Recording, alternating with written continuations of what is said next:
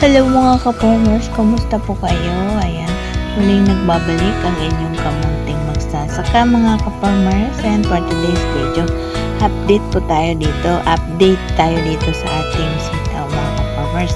Ang ating sitaw ngayon ay 48 days mula ng direct seeding. So ngayon ay meron na itong bunga, marami na itong bunga mga ka-farmers. At ang variety nitong ating sitaw mga ka-farmers ay bongga mula sa East West Seeds. Mga ka-farmers, kayo kung magtatanim kayo ng sitaw ay piliin nyo itanim itong bongga dahil napakaganda nitong itanim mga ka-farmers, itong bongga dahil marami itong magbunga. Bongga talaga, bongga sa bunga mga ka-farmers. So ngayon ay nandito tayo nga sa sitawan para mag-spray tayo dahil meron tayong nakikita mga ilan-ilan na insekto.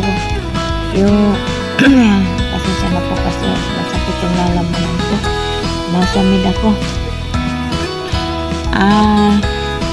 Na nga po mag-spray tayo ngayon dito ng para sa mga insekto kasi meron ditong insekto kung nakita mga farmers yung sa palay, yung tadyanga kung tawagin dito sa Bisaya. Yun ay sinisip-sip sa katas ng mga gulay. Kung sa palay, yung nag-uumpisa magbunga, yung sinisip-sip nila. Ito din naman yung sa mga ka-farmers, sitaw ay sinisip-sip din nila. So kapag nasip-sip nila ang sitaw mga ka-farmers ay ang magiging itsura ng sitaw natin ay lalabot at magiging dilaw ito sa kapag tumagal hanggang mauubos nila yan, masip-sip mga ka-farmers. Wala na tayong maaani. So kaya ay inagapan na natin agad ang spray.